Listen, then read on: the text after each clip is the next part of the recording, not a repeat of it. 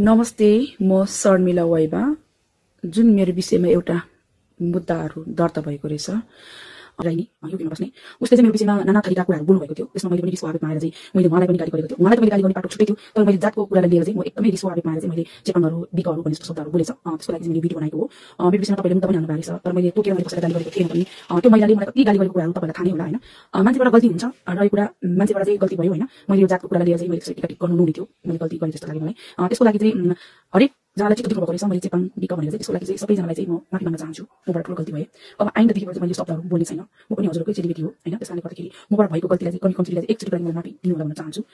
त्यसकारणले गर्दाखेरि चाहिँ मलाई पनि एकदमै गाली गरेको थियो उहाँले चाहिँ मेरो चाहिँ एकदमै सहनै नसक्ने गाली गर्नुभएको थियो। ए शर्मिला यस्तो उस्तो बिना भएको बच्चा पाएको भनेर चाहिँ उहाँ युकेको दिदीले चाहिँ मलाई एकदमै गाली गर्नुभएको थियो। त्यो कारणले गर्दा म सहन नसकेर चाहिँ अनि अरूले पनि उसलाई उसको बच्चाको विषयमा यो यस्तो फलाना उस्तो भन्दै त्यो सुनेको हिसाबमा चाहिँ मैले चाहिँ उसलाई गाली गरेको थियो। त्यसकारणले गर्दाखेरि त्यसमा चाहिँ अन्य जातिहरूलाई चाहिँ नराम्रो केस पुग्नु भएछ। त्यसको लागि आइम सरी भन्न चाहन्छु। म चाहिँ मबाट गल्ती भएकोमा चाहिँ एकदमै क्षमा माग्न चाहन्छु। म चाहिँ मैले चाहिँ टाङी भने जस्तो शब्दहरू चाहिँ मैले बोलेको रहेछ। त्यो शब्दलाई चाहिँ म एकदमै बिन्ती नै बिसाएर हजुरलाई एकदमै सरी भन्न चाहन्छु। अब आइन्दादेखिबाट चाहिँ मेरो गल्ती जुन जातिको हिसाबले मेरो गल्ती पनि हुँदैन त्यो भन्न चाहन्छु। सबैजनालाई धन्यवाद।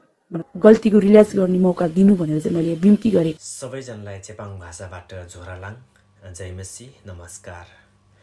जब 4-5 दिन अगाडि चाहिँ सोसल मिडियाले चाहिँ सिङ्गो जातिलाई चाहिँ प्रहार गरेको शब्दहरू सोसल मिडिया मार्फत चाहिँ बाहिर आएको थियो। त्यो सोसल मिडियाबाट बाहिर आइसकेपछि चाहिँ लिङ्क भइसकेपछि चाहिँ हामी चेपाङ जातिहरूले चाहिँ फलो गर्दै हामीले एउटा मुद्दा दर्ता गरायौँ। अनि मुद्दा दर्ता गरिसकेपछि शर्मिला वाइबा चाहिँ माफी माग्न आएको छ।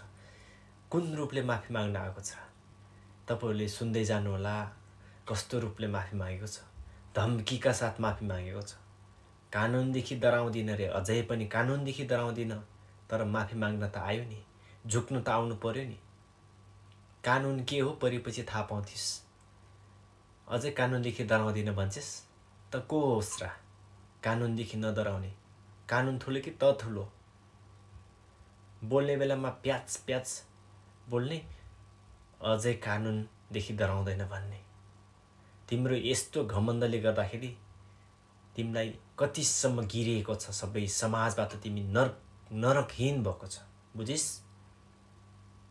तिमी यति बोलेर तिमी म ठुलो मान्छे हो, म ठुलो हो भनेर तिमीले सोच्छस् भने तिमी गिरेको मान्छे हो। तिमी सिङ्गो चेपाङ जातिबाट तिमी गिरिसकेको छ। सिङ्गो चेपाङ जातिको नजरबाट तिमी गिरिसकेको छ। अरू कास्ट सुतेर बसुस्, चुप लागेर बसुस्, हामीलाई कुनै चासोको कुरा छैन। तर चेपाङ चाहिँ सुतेर बस्ने खालको जाति होइन, निदाएर बस्ने खालको जाति होइन। यदि याद राख शर्मिला वाइबा, आइन्दा तिमीले यस्तो शब्दहरू निकाल्छस् भने त्यो जतिको नराम्रो चाहिँ हुँदैन, बुझिस्? त्यो जतिको नराम्रो, त्यो बेला कस्तो हुन्छ कानुन ठुलो कि त ठुलो, त्यो बेला देख्लिस्। याद राख, आइन्दा बोल्दाखेरि 1000 पटक दिमागले सोचेर बोल, दिमागले। सिङ्गो चेपाङको तैँले मन दुखाएका छस्। तिमी माफी त माग्न आइस, माफी त दिन्छौ। 70% चेपाङ क्रिस्चियन भएको नाताले मात्र माफी पाएको हो तिमीले। किन? बाइबलले हामीलाई सिकाएको छ यस्तो बोल्नु हुँदैन है। बोल्नुभन्दा अगाडि हाम्रो घाँटीमा अड्केको हुन्छ शब्दहरू, नत्र त तिमीलाई यति धेरै गाली आउँथ्यो, नराम्रो शब्दहरू प्रयोग भएर तिमीलाई गाली आउँथ्यो। त्यसकारण चेपाङ कस्तो जाति हो, कुन खालको जाति हो, निदाएर बस्ने खालको जाति हो कि दमन तिम्रो खुट्टा मुनि बस्ने खालको जाति? देखिस् नि, मुद्दा दर्ता भइसकेपछि माफी माग्न आइस् नि। आइन्दा यस्ता गल्ती दोहोऱ्याउँछस् भने यो भन्दा नराम्रो चेपाङहरू कहिले हुँदैन। तिमीलाई व्यक्तिलाई तोकेर बोल, जति बोल्छस् बोल, तर सिङ्गो जातिको नामलाई, सिङ्गो जातलाई चाहिँ तोकेर बोलिस् भने त्यो भन्दा नराम्रो चाहिँ हुँदैन, बुझिस्? अझै कानुनदेखि डराउँदैन भन्छेस्। कति नै ठुलो जाति, कति नै ठुलो, मै हो धनी, मै हो राम्री। चेपाङसँग दाजुमा पुग्दैन, मै हो धनी, मै हो राम्री। चेपाङलाई चाहिँ तिमीले कस्तो देखेको छ है? चेपाङ कस्तो खालको जाति हो? आइज मैले सिकाउँछु तँलाई। मेरो नजरले दाज, कुनै फिल्टर लाएको होइन। मुख छाड्न त मलाई नै आउँथ्यो, तर मुख छाड्नलाई मलाई नैतिकताले दिँदैन। बुझिस्? तिमी जस्तो मुख छाडेर पैसा कमाउने खालको मान्छे होइन हामी। हामी सोझा जाति हो। हामी जनजातिभित्रमा पर्ने एउटा जाति हो। हामी आफैले कर्म गरेर खाने जाति हो। कसैले ल्याएर खाऊ खाऊ खाऊ ल खाऊ भनेर ल्याएर दिने खालको हक भने हक, मुठ भने मुठ भन्ने खालको जाति होइन। बुझिस्? याद राख, आइन्दा बोल्ने बेलामा सोचेर बोल्ने गर। यो हाम्रो चेपाङ जातिलाई जति पनि हेपेको छ, तर अहिलेसम्म यो सोसल मिडियाबाट चाहिँ तैँले मात्र गिराएर बोलिस्। अहिलेसम्म हेपेको चाहिँ त मात्रै होस्, पहिलो नम्बरमा परिस्। चेपाङ जातिको नजरमा त गिरेको होस्। किन? अहिलेसम्म चेपाङहरूलाई कसैले पनि औँला ठडाएर कसैलाई पनि नराम्रो वचनहरू प्रयोग गरेको थिएन। एउटा जातिलाई चाहिँ आक्षेप लाएर चाहिँ बोलेको थिएन।